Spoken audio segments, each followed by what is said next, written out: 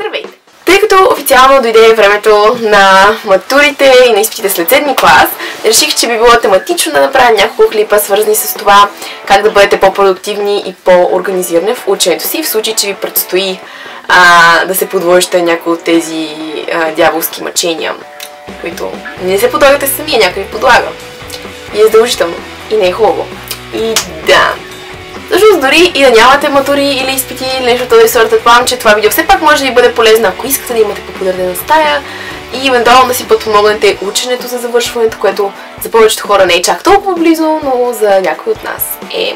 Така че да, надявам се, че видеото, в което ще ви покажа как съм подредила бюрото си, ще ви бъде интересно. Всъщност аз съм снимала бюрото си вече и той е качено в блога.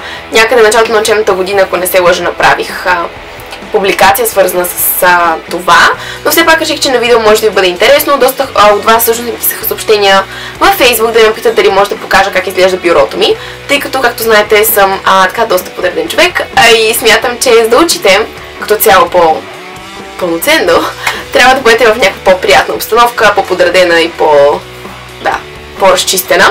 Така че да, надявам се, че клипът ще ви хареса и направо да започваме.